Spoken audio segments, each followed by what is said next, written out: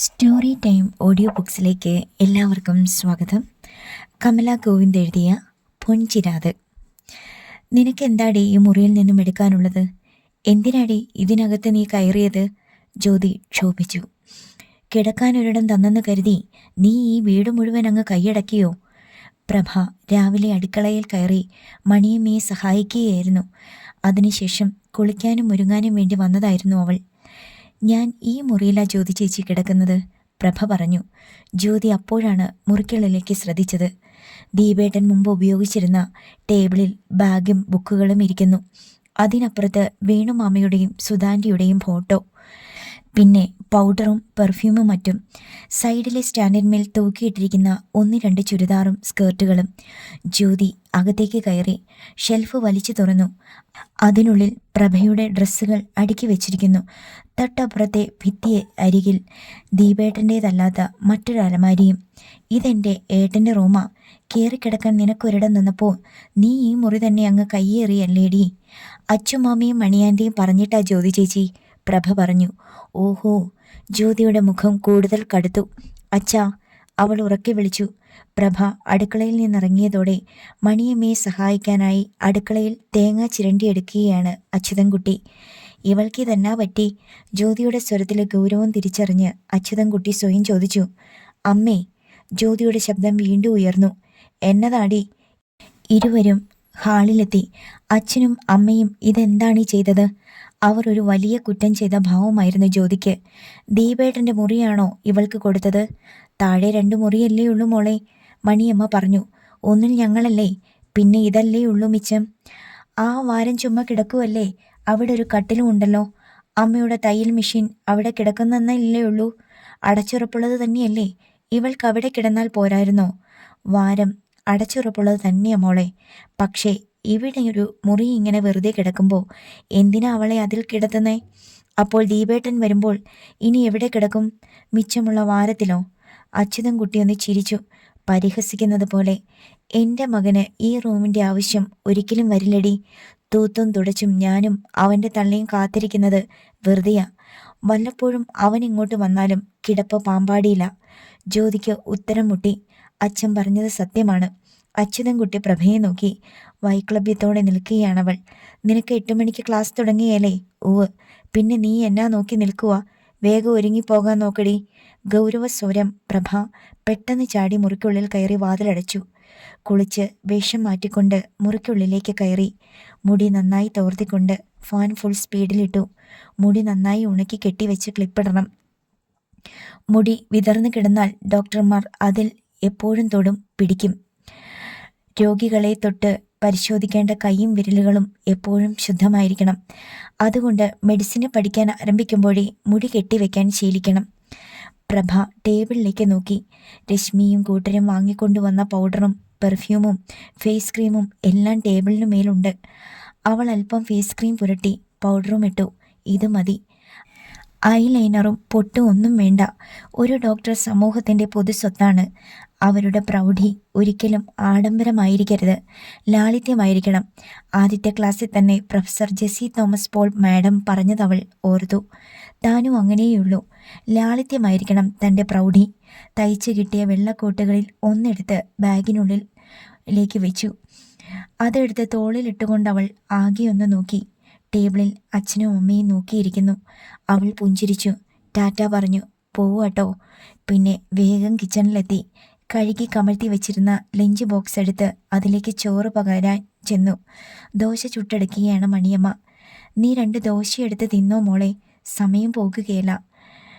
ചോറ് ഞാൻ എടുത്തു തരാം. ശരി ആൻറ്റി. പാത്രം വർക്കിംഗ് ടേബിളിലേക്ക് വെച്ചിട്ട് അവൾ ദോശയെടുത്തു. ചട്നി ഒഴിച്ചു. മണിയമ്മയ്ക്കരികിൽ തൊട്ട് ചേർന്ന് നിന്നുകൊണ്ടവൾ അത് കഴിക്കാൻ തുടങ്ങി. നീ അതാ ടേബിളിൽ കൊണ്ടുപോയി വച്ച് കഴിക്ക് പ്രഭേ, മണിയമ്മ പറഞ്ഞു. നിന്നോണ്ട ആഹാരം കഴിക്കണേ. നീ എന്നും ഇങ്ങനെയാണല്ലോടി. ഇതാ മണിയൻ്റെ ഒരു സുഖം. സ്കൂളിൽ പോകുമ്പോൾ ഞാനിങ്ങനെ അമ്മയെ തൊട്ടു നിന്നായിരുന്നു കഴിച്ചിരുന്നേ. ചിലപ്പോഴൊക്കെ അമ്മയ്ക്കും വായിൽ വെച്ച് കൊടുക്കും. അമ്മ എൻ്റെ വായിലും വെച്ച് തരും. ഇങ്ങനെ കഴിക്കുമ്പോൾ പെട്ടെന്ന് വയറ് നിറയും. ഓ, നിന്റെ ഒരു കാര്യം. മണിയമ്മ ചിരിച്ചുകൊണ്ട് അവളുടെ ലഞ്ച് ബോക്സിൽ ചോറും കറികളും എടുത്തു. കൈ കഴുകിയിട്ട് ലഞ്ച് ബോക്സ് ബാഗിനുള്ളിലെ അറയിലേക്ക് വെച്ചുകൊണ്ടവൾ ഹാളിലേക്ക് ഓടിക്കൊണ്ടു വിളിച്ചു, അച്ചുമാമേ, വണ്ടിക്കൂലി ഇതാ. ഞാനിവിടെ ഉണ്ടോടി, ഇങ്ങോട്ട് പോര്. അച്യുതൻ കുട്ടിയുടെ ശബ്ദം മുൻവശത്തു നിന്ന് കേട്ടു. സ്റ്റെയർ കേസിന് മുകളിൽ നിന്ന് പഴയ സ്കൂളിലുണ്ടായിരുന്ന ടീച്ചറുമായി ഫോണിൽ സംസാരിക്കുകയായിരുന്നു ജ്യോതി. താഴെ പ്രഭയുടെ വിളിയും അച്യുതൻ കുട്ടിയുടെ വിളി കേൾക്കലും അവൾ കേട്ടു. ഫോൺ ഓഫാക്കിയിട്ട് അവൾ വേഗം താഴെ എത്തി. സിറ്റൗട്ടിലായിരുന്നു അച്യുതൻ കുട്ടിയും പ്രഭയും. മെയിൻ ഡോറിൻ്റെ വാതിൽക്കൽ തെല്ലൊതുങ്ങി ജ്യോതി നിന്നു. ഷർട്ടിൻ്റെ പോക്കറ്റിൽ നിന്നും പേഴ്സ് എടുത്ത് അതിൽ നിന്നും 20 രൂപയുടെ ഒരു നോട്ടെടുത്ത് അച്യുതൻകുട്ടി പ്രഭയ്ക്ക് കൊടുത്തു. എന്നിട്ട് ചോദിച്ചു, ഞാൻ റിസർവായി തന്ന രൂപ ചിലവായോടി? ഇല്ല അച്ചുമാമേ, പ്രത്യേകിച്ച് ആവശ്യമൊന്നും വന്നില്ലായിരുന്നു. പക്ഷേ അടുത്തയാഴ്ച എടുക്കേണ്ടി വരും. പ്രഭ പറഞ്ഞു. അടുത്തയാഴ്ച എന്താ? അടുത്തയാഴ്ച മുതൽ ഗ്ലൗസുകൾ ആവശ്യം വരും. പിന്നെ കുറേ ഇൻസ്ട്രുമെൻസും വാങ്ങേണ്ടി വരും. അടുത്തയാഴ്ച മുതൽ എന്താ, ഹോസ്പിറ്റലിൽ പരിശോധനയുണ്ടോ മോളെ? ഇല്ല അച്ചുമാമേ, ആദ്യത്തെ വർഷം ഹോസ്പിറ്റലിലേക്ക് പോകേണ്ടി വരില്ലെന്നാ പറഞ്ഞത്. പിന്നെ 2ാം വർഷമേ ഹോസ്പിറ്റലിലെ പ്രാക്ടിക്കൽ ക്ലാസ് തുടങ്ങൂ. ആദ്യത്തെ 2 സെമസ്റ്ററിലും കൂടി 3 സബ്ജക്റ്റാ. Physiology, biochemistry, anatomy. കൂടുതൽ സമയവും തിയറി ക്ലാസ്സുകളാ അച്ചുമാമേ, ഇടയ്ക്ക് പ്രാക്ടിക്കലും. അനാട്ടമിയുടെ പ്രാക്ടിക്കലിന് വേണ്ടിയിട്ടാ ഗ്ലൗസുകളും ഇൻസ്ട്രുമെൻസുമൊക്കെ. അനാട്ടമിയുടെ പ്രാക്ടിക്കൽ എന്ന് പറഞ്ഞ് അതോ ഒരു മനുഷ്യൻ്റെ ശവശരീരം നമുക്ക് തരും. ആ ശരീരത്തിനുള്ളിലെ ആന്തരിക അവയവങ്ങളെല്ലാം തൊട്ടും തിരിച്ചറിഞ്ഞ് നമ്മൾ പഠിക്കണം. ഡിസെഷൻ എന്ന് പറയും. ഈ സയൻസ് ഗ്രൂപ്പ് എടുക്കുന്ന +2 പിള്ളേർ തവള കീറി പഠിക്കുന്നത് പോലെ അല്ലയോ? അച്യുതൻ കുട്ടിക്ക് കാര്യം മനസ്സിലായി. അത് തന്നെ, പ്രഭ ഉത്സാഹത്തോടെ പറഞ്ഞു. ഞാനും തവളയെ കീറി പഠിച്ചതാ. അതുകൊണ്ട് ഇതെനിക്ക് എളുപ്പമായിരിക്കും അച്ചുമാമേ. അപ്പോൾ സ്റ്റെതസ്കോപ്പ് ഇപ്പോൾ വേണ്ടേ? അതൊക്കെ അടുത്ത വർഷമേ വേണ്ടി വരൂ അച്ചുമാമേ. കൊള്ളാം, ആ പിള്ളേര് ഗിഫ്റ്റെന്നും പറഞ്ഞ് ഇപ്പോഴേ അത് വാങ്ങിക്കൊണ്ട് വന്നു. അവർ കൊണ്ടുവന്നതൊന്നും ഗിഫ്റ്റായിട്ടല്ല അച്ചുമാമേ, അവരുടെ മനസ്സായിട്ടാണ് ഞാൻ കാണുന്നേ. അടുത്ത വർഷമായാലും അന്നത് വാങ്ങിക്കേണ്ടി വരില്ലല്ലോ. ഞാനത് സൂക്ഷിച്ച് വെച്ചിട്ടുണ്ട്. അത് ശരിയാ. ആകട്ടെ, ഈ ഗ്ലൗസ് എത്ര എണ്ണം വേണം? 2ഓ 4ഓ മതിയോ? ഞാൻ ടൗണിൽ പോകുമ്പോൾ മേടിച്ചേക്കാം. അത് പ്രാക്ടിക്കൽ എന്നുമുണ്ട്. പ്രഭ ഒന്ന് ശങ്കിച്ചു. ഗ്ലൗസ് എന്നും വേണമെന്നാ അച്ചുമാമേ പറഞ്ഞത്. പഠിത്തം തീരം വരെ ഉപയോഗിക്കേണ്ടി വരും. ഓ, അപ്പോൾ കുറേ വേണ്ടി വരുമല്ലോ.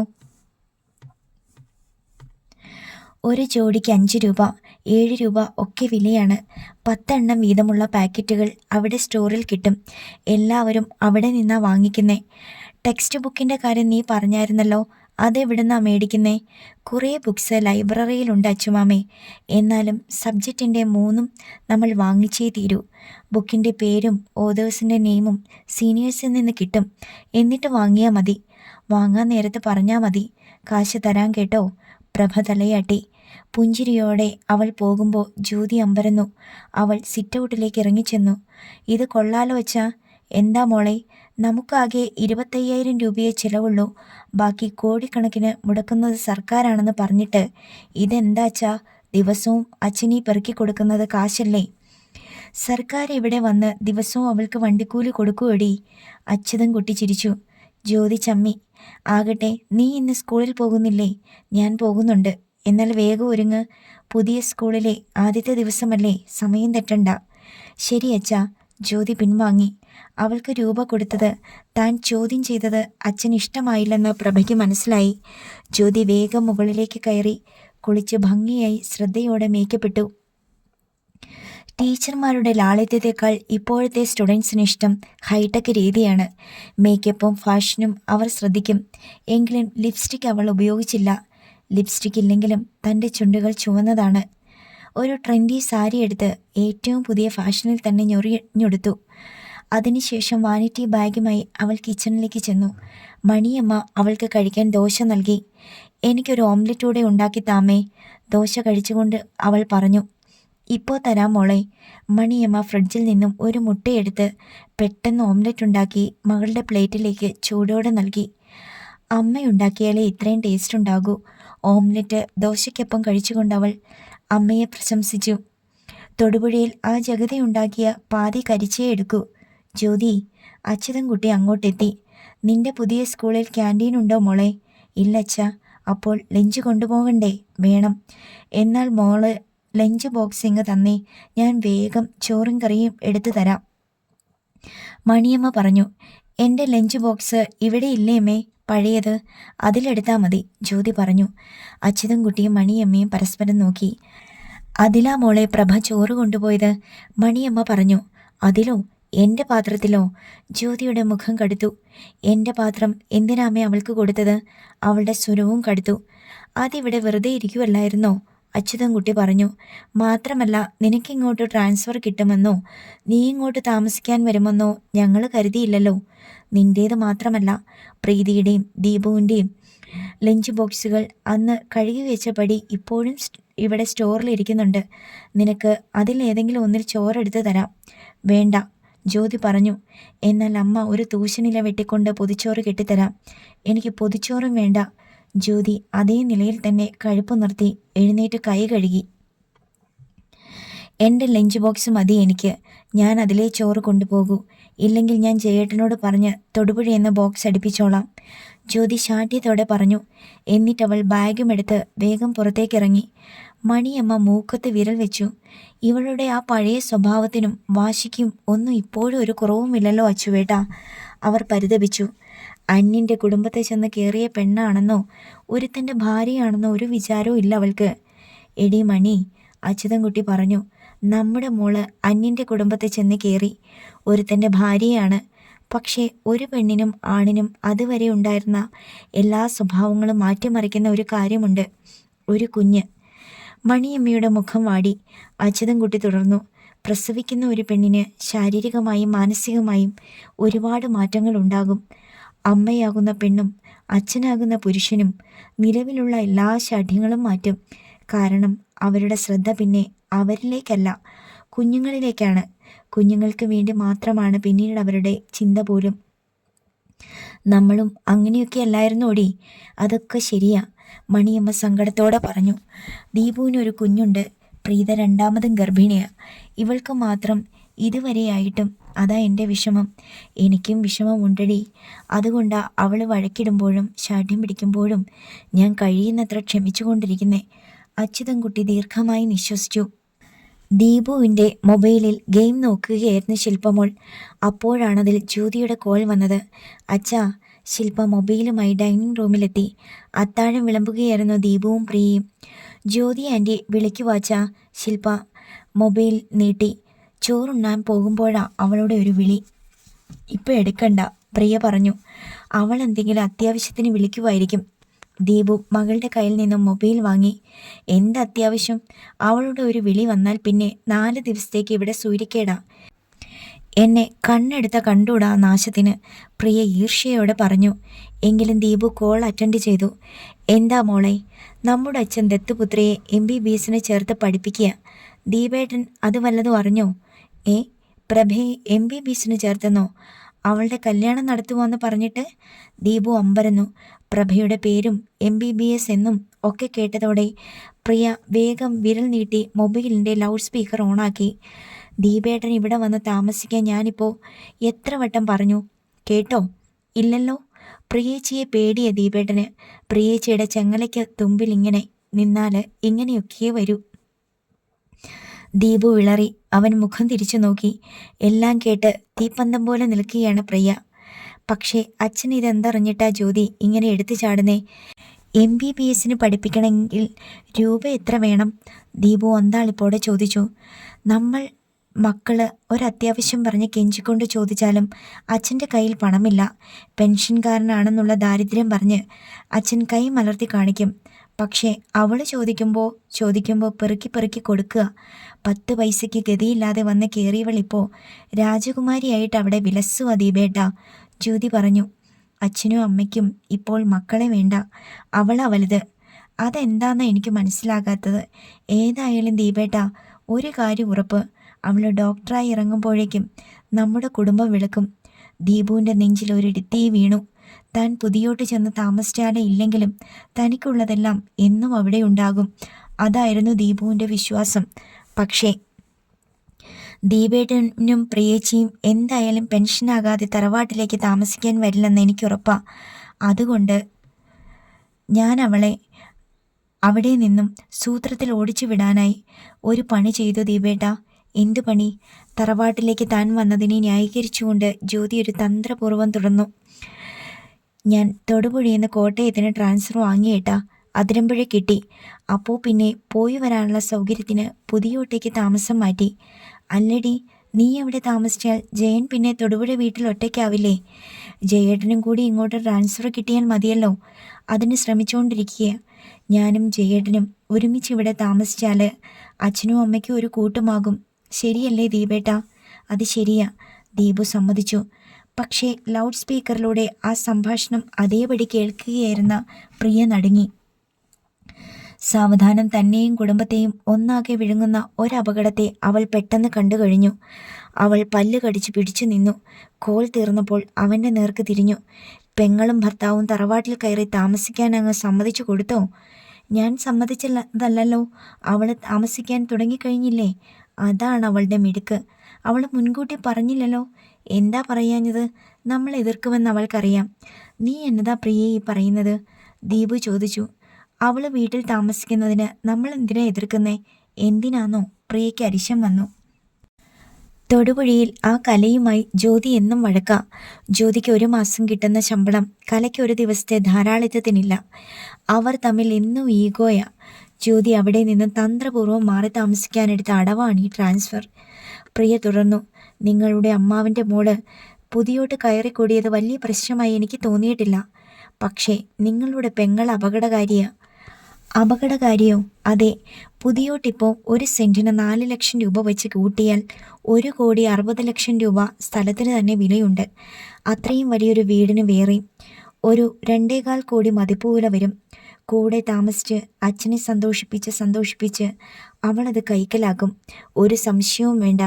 പ്രീതയെ പോലെയല്ല, തൻ കാര്യം മാത്രം നോക്കുന്ന അത്യാഗ്രഹിയായ ജ്യോതി. ഒടുവിൽ നമ്മൾ ചെല്ലുമ്പോൾ അച്ഛൻ കൈമലർത്തി കാണിക്കും. ജ്യോതി ചെറിയ ഒരപകടകാരി തന്നെയാണെന്ന് ദീപുവിനും അറിയാം. എങ്കിലും അവൻ പറഞ്ഞു, നമ്മൾ എന്തായാലും പുതിയോട്ടേക്ക് പോയി താമസിക്കുന്നില്ല. നിന്നെ കൊന്നാലും നീ അങ്ങോട്ട് വരില്ലെന്നല്ലേ ശപഥം. പിന്നെ വയസ്സായ അച്ഛനും അമ്മയ്ക്കും കൂട്ടായിട്ട് ജ്യോതി അവിടെ താമസിക്കുന്നത് വിലക്കാൻ എനിക്ക് എന്നാടി അവകാശം? ഞാൻ പറഞ്ഞാൽ അവളോ അച്ഛനോ സമ്മതിക്കുമോ? പറയണ്ട. പറഞ്ഞാൽ അവളെ പോകുകയുമില്ല. നിങ്ങളുടെ അച്ഛൻ അവളെ വിടുകയുമില്ല. 2 പേർക്കും വാശിയുണ്ടാകും. പറയാതെ തന്നെ അവൾ ഇറങ്ങിപ്പോകണം. അവൾ മാത്രമല്ല ദീപേട്ട, ഇനി മറ്റവളും അവിടെ നിൽക്കാൻ പറ്റില്ല. ആര്? പ്രഭയോ? അതെ. അവളെ ഡോക്ടറാക്കിയിട്ടുള്ള പുണ്യം പുതിയോട്ട് തറവാട്ടിന് വേണ്ട. പ്രിയയുടെ മുഖം ചുമന്നു. സ്വരം ദൃഢമായി. നീ എന്താടി പറഞ്ഞു വരുന്നത്? നമ്മൾ ഇനി ഇവിടെ താമസിക്കണ്ട ദീപേട്ട, പുതിയോട്ടേക്ക് ചെന്ന് താമസിക്കണം. ദീപു അന്താളിച്ചു നിന്നു. എൻ്റെ അച്ഛൻ്റെയും അമ്മയുടെയും ചിട്ടയ്ക്കൊത്ത് അവിടെ നിൽക്കാൻ പറ്റില്ലെന്ന് പറഞ്ഞിട്ട്? ഓ, ഞാനങ്ങനെ പറഞ്ഞതാ. പോകാൻ ഒട്ടും ഇഷ്ടമുണ്ടായിട്ടുമല്ല. പക്ഷേ പ്രിയ തുടർന്നു. നമ്മുടെ കാൽച്ചുവട്ടിലെ മണ്ണ് മാറ്റാൻ ശത്രു വരുമ്പോൾ നമ്മൾ വീണു കൊടുക്കണോ അതോ ശത്രുവിനെ തുരത്തണോ? പ്രിയ ചിരിച്ചു. അതുകൊണ്ട് ദീപേട്ടൻ സംശയിക്കേണ്ട. പൂർണ്ണ മനസ്സോടെയാണ് ഞാൻ പറയുന്നത്. ഇനി നമ്മൾ എന്നും താമസിക്കുന്നത് പുതിയോട്ട് തന്നെയാണ്. ദീപുവിൻ്റെ ഉള്ളിൽ സന്തോഷം നിറഞ്ഞു. വളരെ നാളുകൾക്ക് ശേഷം അവൻ അവളോട് ഒരുപാട് സ്നേഹം തോന്നി. കൃഷ്ണപ്രഭയെ ക്ലാസ്സിലായിരുന്നു പ്രഭ. തിയറി ക്ലാസ് കഴിഞ്ഞ് പ്രൊഫസർ ജബ്ബാർ സത്യനാഥൻ സർ പോയതേയുള്ളൂ. കുറിച്ചെടുത്ത നോട്ടുകൾ ഒന്നുകൂടി നോക്കിയിട്ട് അത് ഫയലിലേക്ക് വെക്കുകയായിരുന്നു പ്രഭ.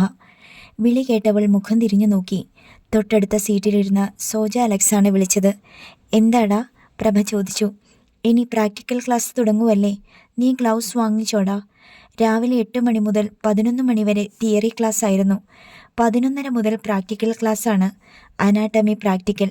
ഒരു മനുഷ്യ ശരീരത്തിൻ്റെ പുറമേയും ഉള്ളിലുമുള്ള സർവ്വവിധ അവയവങ്ങളും സെല്ലുകളും ഞരമ്പുകളും ഒക്കെ തൊട്ടും പിടിച്ചും മൈക്രോസ്കോപ്പിലൂടെ നോക്കിയും പഠിക്കാൻ ആരംഭിക്കുന്നു.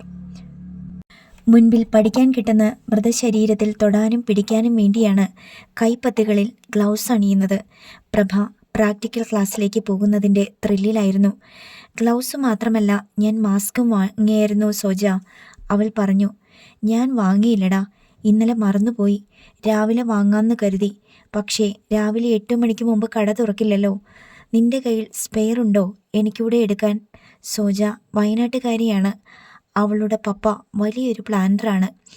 മെഡിക്കൽ കോളേജ് ഹോസ്റ്റലിൽ റൂം ഒഴിവില്ലാത്തത് കൊണ്ട് ഏറ്റുമാനൂരിനടുത്ത് ഒരു ലേഡീസ് ഹോസ്റ്റലിലാണ് അവൾ താമസിക്കുന്നത്. എൻ്റെ കയ്യിലൊരു പാക്കറ്റുണ്ട് സോജ, പ്രഭ പറഞ്ഞു. അവൾ ബാഗ് തുറന്ന് ഗ്ലൗസിൻ്റെ പാക്കറ്റ് എടുത്തു. 10 ജോഡി അതിലുണ്ട്. പാക്കറ്റ് പൊട്ടിച്ച് ഒരു ജോഡി എടുത്തവൾ സോജയ്ക്ക് നൽകി. ഒരു മാസ്കും. താങ്ക്സ് എടാ. സോജ അത് വാങ്ങിക്കൊണ്ട് ചിരിയോടെ അവളെ നോക്കി. ക്ലാസ്സിലുള്ള മൊത്തം കുട്ടികളെയും പരിചയപ്പെട്ട് കഴിഞ്ഞു. എല്ലാവരും സ്നേഹമുള്ളവർ, പരസ്പരം ആത്മാർത്ഥമായി സഹകരിക്കുന്നവർ. പൂർണ്ണമായിട്ടും മനസ്സ് തുറന്നുള്ള സ്നേഹമാണ് എല്ലാവർക്കും. ഒട്ടും കലർപ്പില്ലാത്ത മനസ്സോടെ പരസ്പരം ഹൃദയം തുറന്ന് സ്നേഹിക്കുക മനുഷ്യത്വത്തിൻ്റെ ഒന്നാം പാഠമാണത്.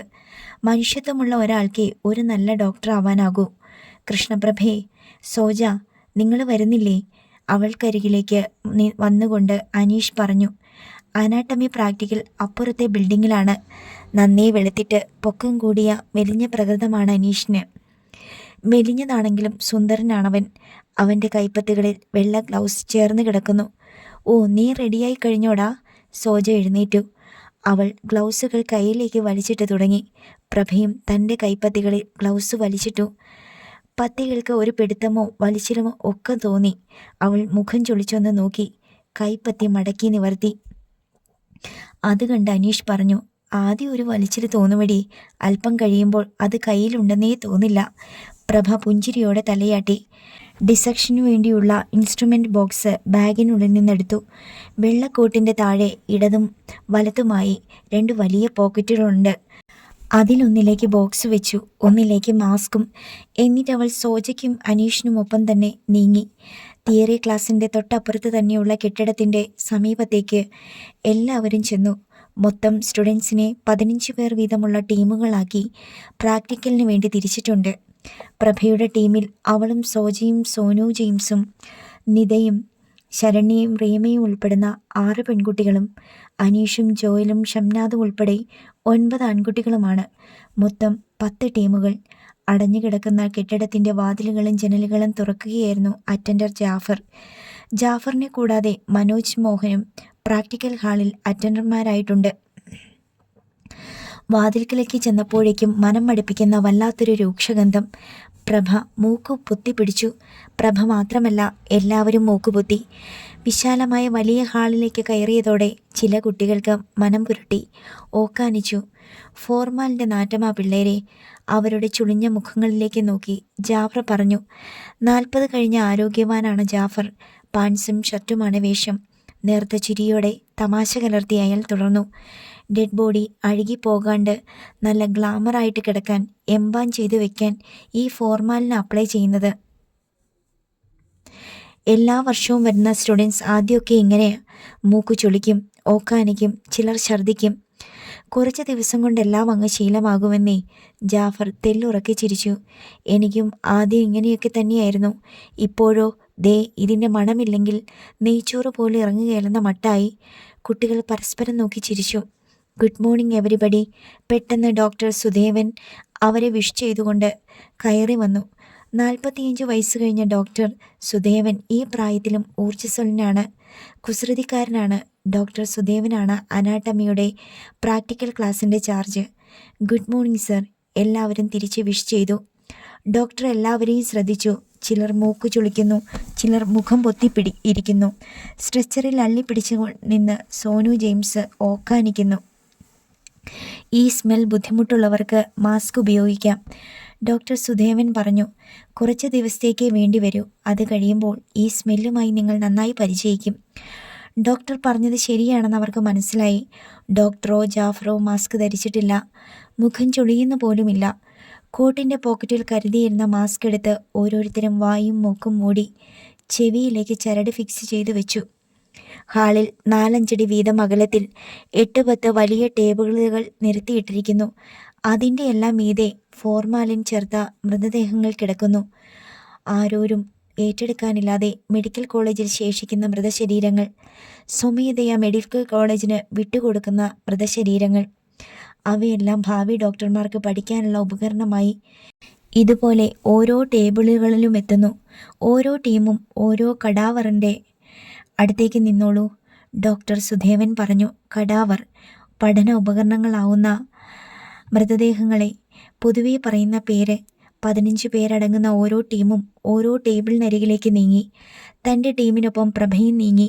അവൾ കണ്ടു, താൻ ചെല്ലുന്നതിൻ്റെ ഇടതുവശത്തും വലതുമായി ഓരോ ടേബിൾ, രണ്ടിലും ഓരോ മൃതദേഹങ്ങൾ.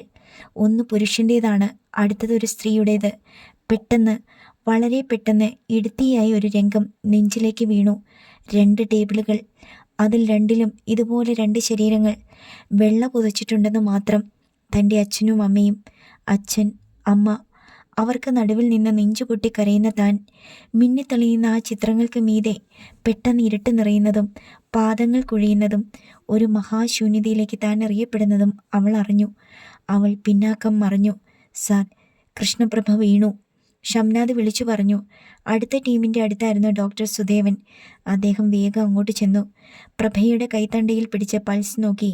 എന്നിട്ട് പറഞ്ഞു, ടേക്ക് ഹെയർ. കൂടെയുള്ളവർ പ്രഭയെ പൊക്കിയെടുത്തു. ഹാളിൽ തന്നെ അല്പം മാറ്റിയിട്ടിരിക്കുന്ന ടേബിളിലേക്ക് കിടത്തി. മോഹൻ ഡോക്ടർ അറ്റൻഡറെ നോക്കി. അയാൾക്ക് കാര്യം മനസ്സിലായതുപോലെ ഹാളിൽ തന്നെയുള്ള ഒരു ഭാഗത്തുള്ള റൂമിലേക്ക് നീങ്ങി. ഒരു മെഡിസിൻ ബോക്സുമായി വന്നു. അതിൽ നിന്ന് അല്പം മരുന്ന് പഞ്ഞിയിൽ മുക്കി പ്രഭയുടെ മൂക്കിന് താഴെ വെച്ചു. അവൾ ദീർഘമായി ശ്വാസമെടുക്കുന്നുണ്ടായിരുന്നു. ജാഫർ, അല്പം വെള്ളം കൊണ്ടുവരൂ. ഇപ്പം കൊണ്ടുവരാൻ സാർ. ജാഫറും ധൃതിയിൽ റൂമിലേക്ക് കയറി. ഹാളിലുള്ള എല്ലാ കുട്ടികളും അവർക്ക് ചുറ്റും കൂടി. ആരും പേടിക്കണ്ട, ഡോക്ടർ സുദേവൻ ചിരിയോടെ പറഞ്ഞു. ആദ്യമായിട്ട് കടാവറിന് മുന്നിലെത്തുമ്പോൾ പലർക്കും പല ഫീലിംഗ് ആണ്. ചിലർ പേടിക്കും, ചിലർക്ക് തല ചുറ്റും, ചിലർ വീഴും, ചിലർ അറച്ചിട്ട് വോമിറ്റ് ചെയ്യും. കുട്ടികൾ പരസ്പരം നോക്കി. ഇതൊക്കെ നിങ്ങൾക്കുള്ള എക്സ്പീരിയൻസ് തന്നെയാണ്. ഒരു ആക്സിഡൻറ്റിൽപ്പെട്ട് ഡോക്ടറുടെ ടേബിളിലെത്തുന്ന ജീവനുള്ള ഒരു മനുഷ്യ ശരീരം ഇതിനേക്കാൾ പേടിപ്പിക്കുന്നതായിരിക്കും. നമ്മളപ്പോൾ പേടിച്ചു നിൽക്കാൻ പാടില്ല. ക്വിക്ക് മൂവ്മെൻറ്റിൽ ആ മനുഷ്യ ശരീരത്തിനുള്ളിൽ തന്നെ ആ ജീവൻ പിടിച്ചു നിർത്താൻ ശ്രമിക്കണം.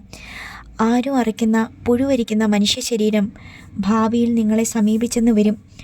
അപ്പോൾ നിങ്ങൾ അറയ്ക്കാനും വൊമിറ്റ് ചെയ്യാനും പാടില്ല. കരുണയോടെ അവരെ ശുശ്രൂഷിക്കണം. അതിനൊക്കെയുള്ള എക്സ്ട്രാ പീരിയഡിൻ്റെയും തുടക്കം ഈ കടാവറിൽ നിന്നാണ്. അത് ശരിയാണെന്ന് എല്ലാവർക്കും മനസ്സിലായി. കൃഷ്ണപ്രഭയുടെ അച്ഛനും അമ്മയും പെട്ടെന്ന് ഒരു ആക്സിഡൻറ്റിൽ മരിക്കുകയായിരുന്നു സാർ. 3 മാസമേ ആയിട്ടുള്ളൂ. ഒരു പക്ഷേ കടാവറുകൾ കണ്ടപ്പോൾ അതോർത്ത് ഷോക്കായതാവും, സോജ പറഞ്ഞു. മേ ബി, ഡോക്ടർ സമ്മതിച്ചു. എന്നിട്ട് അദ്ദേഹം പ്രഭയെ അനുതാപത്തോടെ നോക്കി. ജാഫർ വെള്ളവുമായി വന്നു. പ്രഭയുടെ മുഖത്ത് ശക്തമായി കുടഞ്ഞ് തെറിപ്പിച്ചു. അവളുടെ ഇമയൊന്ന് ചിമ്മി. അമ്മ, അമ്മ. പ്രഭയുടെ അധരങ്ങളിൽ നിന്നും തേങ്ങൽ പോലൊരു ചെറുവിളി ഉയർന്നു. You are right. Doctor Sudevan സോജയെ നോക്കി മന്ദഹസിച്ചു. എന്നിട്ട് പറഞ്ഞു, എനിവേ, അവൾ റെസ്റ്റ് എടുക്കട്ടെ. Everybody come with me. Doctor തിരിഞ്ഞു വീണ്ടും കടാവറുകളുടെ നേർക്ക് നീങ്ങി. ബാച്ചുകളായി തിരിഞ്ഞ് ഓരോ ടേബിളിന് മുമ്പിലായി നിന്നു. അല്പസമയം കഴിഞ്ഞതോടെ പ്രഭ മയക്കം വിട്ടുണർന്നു.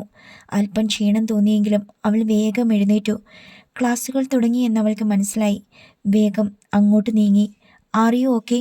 ഡോക്ടർ സുദേവൻ പ്രഭയോട് ചോദിച്ചു. I am okay sir. Prabha ഉത്സാഹം കാണിച്ചു. Then join your team. ശരി സാർ. പ്രഭ തൻ്റെ ടീമിനോട് ചേർന്ന് നിന്നു. അച്ഛനും അമ്മയും പെട്ടെന്ന് മരിച്ച് അനാഥയാക്കപ്പെട്ട സങ്കടത്തിലാണ് പ്രഭയെന്ന് ക്ലാസ്സിലല്ല എല്ലാവരും അറിയുന്നത് അപ്പോഴായിരുന്നു. അതുകൊണ്ട് തന്നെ അവളെ നോക്കുന്ന എല്ലാ മിഴികളിലും അപ്പോൾ അനുകമ്പ നിറഞ്ഞ ഒരു പ്രത്യേക സ്നേഹത്തിൻ്റെ പ്രകാശമുണ്ടായിരുന്നു. പ്രഭ അപ്പോൾ ശ്രദ്ധിച്ചത് ഡോക്ടർ സുദേവനെയാണ്. ഫോർമാലിൻ്റെ ശക്തിയിൽ അഴുകാതെ ഏതാണ്ടൊരു ബ്രൗൺ നിറം ബാധിച്ച നഗ്നമായ ആ പഴയ ശരീരങ്ങളിൽ ഒരു ഭാവഭേദവുമില്ലാതെ ഡോക്ടർ തൊടുന്നു, പിടിക്കുന്നു, വിവരിക്കുന്നു. പ്രഭയ്ക്കത് അച്യുതൻകുട്ടി പറഞ്ഞത് ഓർമ്മ വന്നു. നിന്റെ അച്ഛനും അമ്മയും മരിച്ചിട്ടില്ല, നീ അങ്ങനെ കരുതിയാൽ മതി. അതെ, തൻ്റെ അച്ഛനും അമ്മയും മരിച്ചുപോയി. അങ്ങനെ കരുതിയാൽ തനിക്കെന്നും തളർച്ച വരും, ബോധം കെടും. അത് പാടില്ല. പഠിക്കണം, പഠിച്ചേ തീരൂ. തന്നെ പഠിപ്പിക്കാനായി അച്ഛമ്മ അത്രയേറെ യുദ്ധം ചെയ്യുന്നുണ്ട്. ആ ഓർമ്മ വന്നതോടെ പ്രഭ ശ്രദ്ധിച്ചു. മുൻപിലെ ടേബിളിൽ കിടക്കുന്നത് അച്ഛനല്ല, അമ്മയല്ല, എന്നോ എവിടെയോ ജീവിച്ചു മരിച്ച ആരോ ഒരാൾ. ഒരു ശരീരം, തനിക്ക് പഠിക്കാൻ കിട്ടിയ ഒരു ഉപകരണം മാത്രം. പ്രഭ ധൈര്യം സംഭരിച്ചു. മുൻപിൽ ഭാവിയിലെ ഒരു ഡോക്ടറും ഡോക്ടറുടെ കർമ്മവും മാത്രം കണ്ടു. എന്നിട്ട് ഗ്ലൗസിട്ട കൈകൾ നീട്ടി ടേബിളിൽ കിടക്കുന്ന കടാവറിൽ മറ്റുള്ളവർക്കൊപ്പം തൊട്ടു, പിടിച്ചു. ഒരു പേടിയും ഒരർപ്പുമില്ലാതെ. 4 മണി സമയം പച്ചക്കറികളെ ആക്രമിക്കുന്ന കൃമികീടങ്ങളെ നശിപ്പിക്കാൻ മുറ്റത്തിരുന്ന് പുകയില കഷായം ഉണ്ടാക്കാൻ വട്ടം കൂട്ടുകയായിരുന്നു അച്യുതൻകുട്ടി.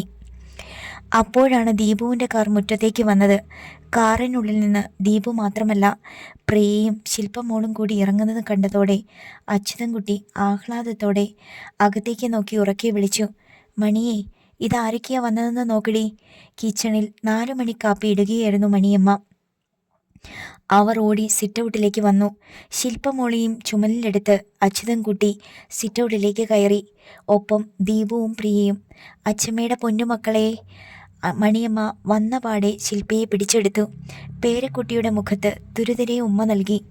വല്ലപ്പോഴും മാത്രം വന്ന് ഒരു മിന്നായം പോലെ കണ്ടു മടങ്ങുന്നതുകൊണ്ട് അച്യുതൻകുട്ടിയും മണിയമ്മയും ശില്പമോൾക്ക് ശരിക്കും അന്യർ തന്നെയാണ്.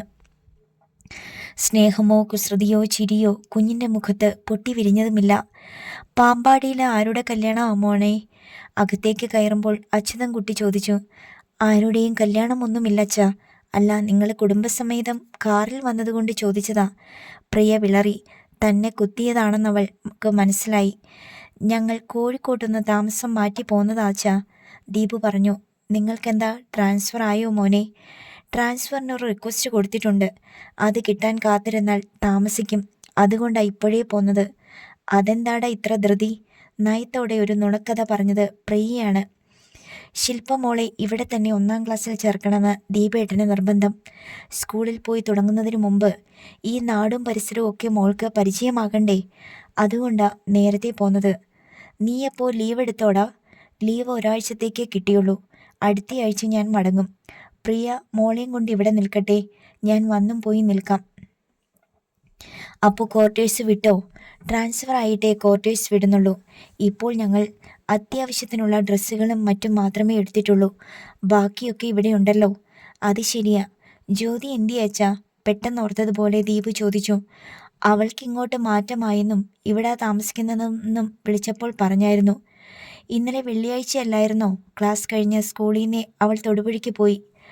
അവൾ അങ്ങോട്ട് പോകുവാണോ? ജയൻ ഇങ്ങോട്ട് വീക്കെൻഡിൽ വരില്ലേ? 2 ആഴ്ച അവൻ വന്നായിരുന്നു. ഈ ആഴ്ച ജ്യോതി അങ്ങോട്ട് പോയി. ജയൻ അവളുടെ സ്കൂട്ടർ കൊണ്ടുവന്ന് കൊടുത്തില്ല. തിങ്കളാഴ്ച സ്കൂട്ടറുമായി സ്കൂളിലേക്ക് വന്നിട്ട് വൈകുന്നേരം ഇങ്ങോട്ട് വരാമെന്ന് പറഞ്ഞു. ബസ് യാത്ര അവൾക്ക് മടുപ്പാണെന്ന്. സ്കൂട്ടർ ഉണ്ടെങ്കിൽ എളുപ്പമല്ലേ?